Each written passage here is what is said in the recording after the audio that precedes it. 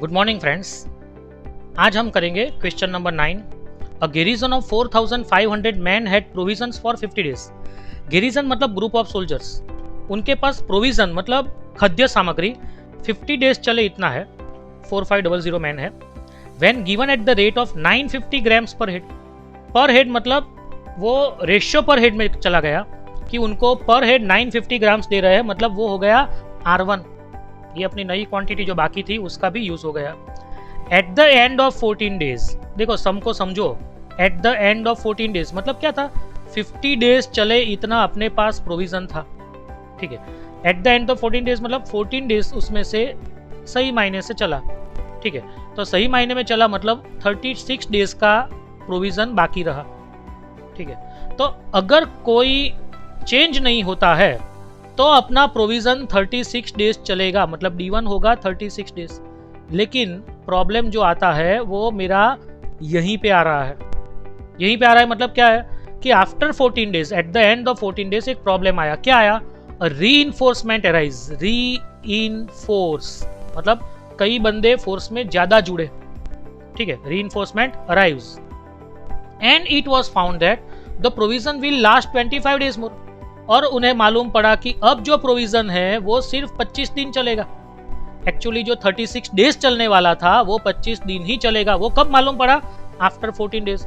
तो D1 आपको 50 नहीं लेना है, क्योंकि 50 में से 14 डेज तो उन्होंने मतलब पूरा खा के खत्म कर दिया।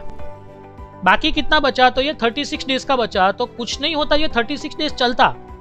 लेकिन आफ्टर 14 डेज ये प्रॉब्लम आया, ये रीइंफोर्समेंट आया, तो क्या हो गया कि D2 इक्वल टू 25 डेज ही हो गए। ठीक है, अब इतना ही चला। और पहले हम देते थे R1 मतलब रेशियो पर हेड 950 ग्राम्स, उसकी जगह पे अब हम रेशियो पर हेड दे रहे हैं 900 ग्राम्स। तो क्वेश्चन ये है कि what is the strength of reinforcement. अब देखो हम इसमें M2 फाइंड आउट करेंगे, लेकिन M2 का जो आंसर आएगा वो आंसर में से मुझे 4500 माइनस करना पड़ेगा। क्यों? क्योंकि सपोज मेरा M2 का आंसर 6000 आया, तो माइनस करूंगा तो मेरा आंसर क्या बचेगा? 1500। क्योंकि मुझे क्वेश्चन क्या है, what is the strength of reinforcement.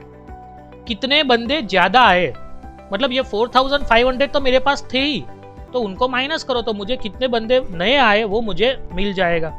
समझ में आ रहा है? तो मुझे मतलब ये फाइंड आउट करना है। देखिए यहाँ पे M1 इक्वल टू 4500 है। ओके, R1 मतलब 950 ग्राम्स पर हेड है। अब D1 मतलब क्या है? 36। ये देखिए 36 डेज। अगर कोई नहीं आता तो 36 डेज तो चलता ही चलता। ठीक है, लेकिन अब कितना चला? तो सिर्फ 25 डेज। D2 इक्वल टू, अब हम रेशियो पर हेड क्या दे रहे हैं? ये लास्ट 25 डेज चला और अब हम रेशियो पर हेड क्या दे रहे हैं? तो 900 ग्राम्स, मतलब R2 इक्वल टू 900। हमें क्या फाइंड आउट करना है? What is the strength of reinforcement, मतलब हमें M2 फाइंड आउट करना है। और जो आंसर आएगा उसमें से मैं 4500 माइनस करूंगा। ये आंसर नहीं आने वाला है, ये तो मैंने सिर्फ एक एग्जांपल दिया है।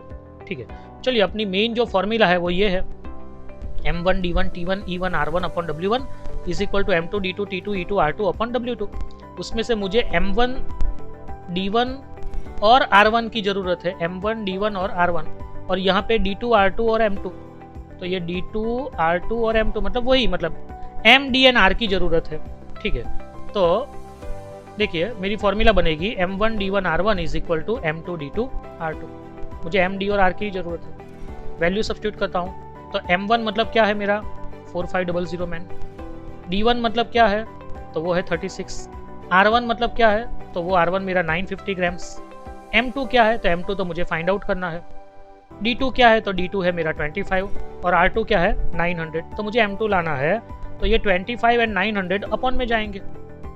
ओके, तो अब मेरा कैंसिल होने वाला है, तो ये देखो 00 तो मेरा कैंसिल होगा। ओके, ये 9 है तो ये 9 4 जा 36, तो यहाँ पे 4 आया, ये भी कैंसिल हुआ।